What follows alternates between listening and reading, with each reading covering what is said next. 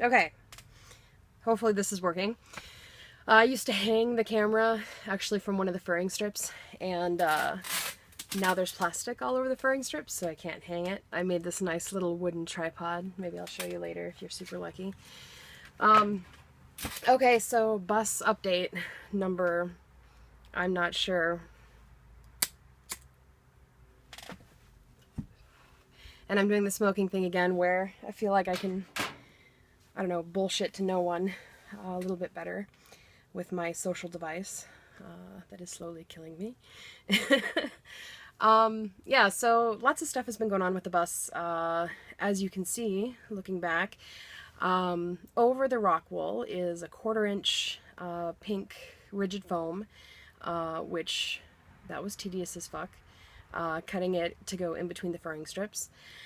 There's a lot of stuff that, like, as you go through the process, you do something and then you suddenly decide it would have been a lot easier if I did it XYZ instead of ZYX.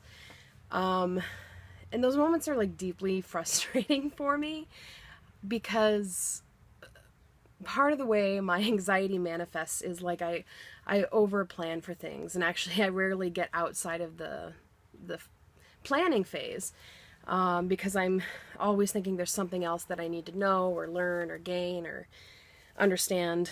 And so this bus has been a really good way to work on that because I have to keep moving forward, and I can't just wait to figure everything out to think that I have a solid idea of it before I start, because I need to get on the road really quickly, or at least hopefully in the next couple months. I have the hiccups, I'm sorry. So that's been really good because yeah, it makes sense to do the rigid foam the way that I did, just considering kind of how I got to this process. I mean, I don't want to take everything down again. I don't want the rigid foam to go behind the furring strips because I don't want to add additional loss of height. And so this was just kind of the best way, I guess, in my mind. But because nothing is straight on a bus, which is really frustrating sometimes, there's not even widths, and so, which really bothers me. Like, I want to be able to stand at one end and look down and see that the furring strips all match up and stuff like that, and they don't. They're not gonna, and I have to accept the fact that they're not gonna. And to get to this point, I had to accept that and let it go, which I have, and I feel good about. And then I've got one test ceiling panel up in the back, and that's really interesting because I thought I measured everything properly and I thought it would sit just behind the furring strip on both sides for the 96 inches. But that is not the case. I'm going to have to cut about 1 foot off of each of the ceiling panels so it'll kind of fit into place properly, which I'm ready to do. They're on the floor behind me. But so what happens is, like, I get in process and then other ideas percolate, or other people on the schoolie forums come up with solutions or ideas. You know, I suddenly see something and I'm like, oh, should I do it that way? And so I was all ready to put the ceiling panels up today, but I have to cut the pieces off or cut them shorter. So that slowed me down. And then I realized it's 1/4-inch plywood. It's actually, you know, cheap, shitty-ish wood, but it'll work great for ceiling.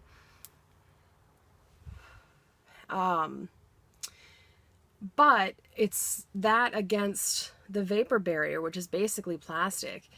And so if there is any condensation that gets past the ceiling panels to above the ceiling panels, it's trapped between plywood and plastic, which is like home for mold.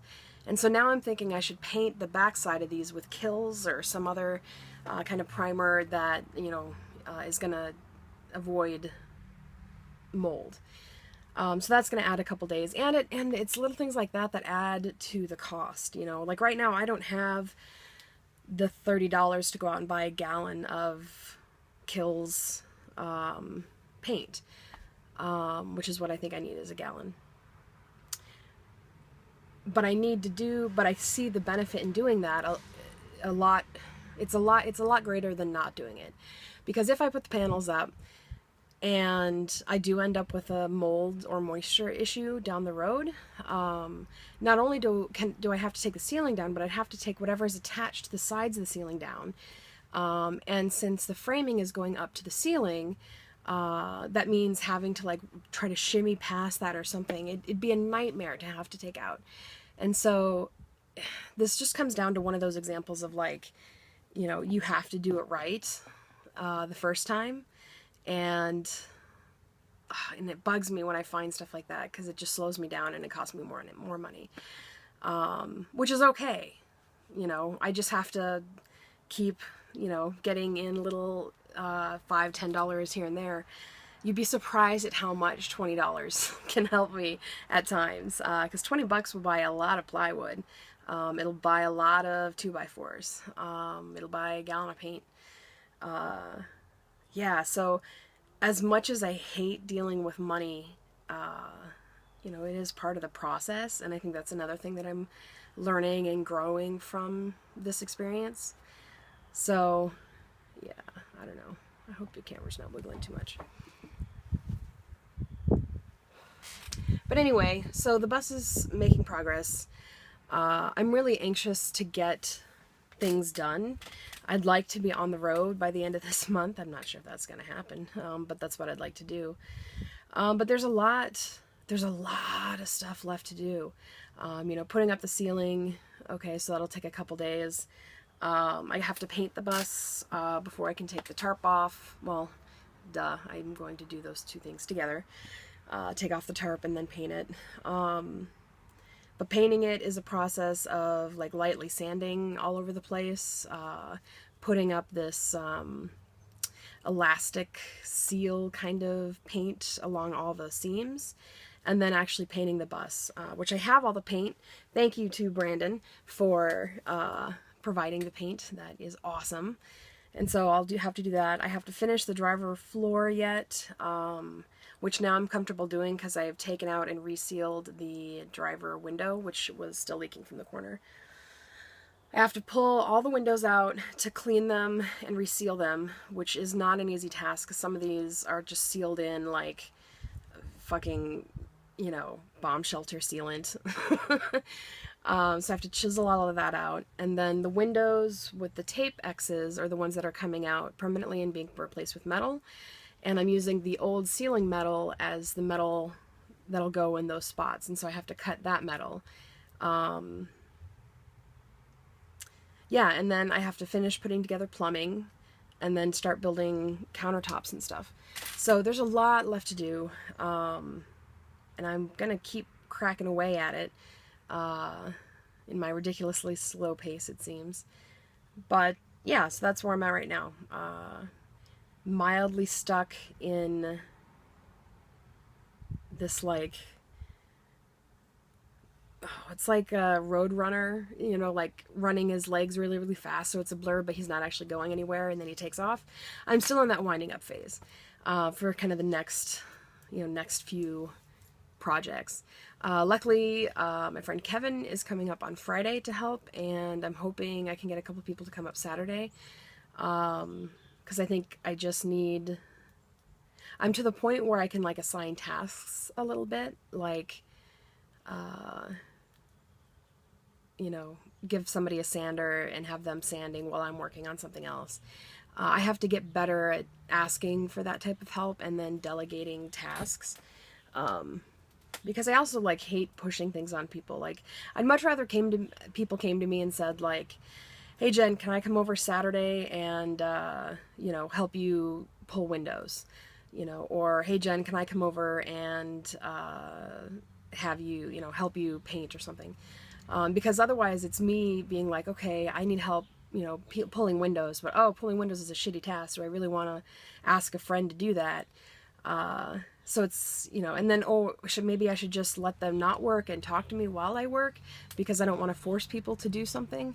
And I feel like asking for help is almost like that kind of obligation. It's really weird. There's this weird mental thing about me and when people come over, and I just need to believe that if I ask someone, hey, do you want to help me do X? and they say yes, that they're not resenting me for asking them to do that particular thing. I don't know. It's weird. This doesn't make any sense. I'm just rambling at this point. Yeah.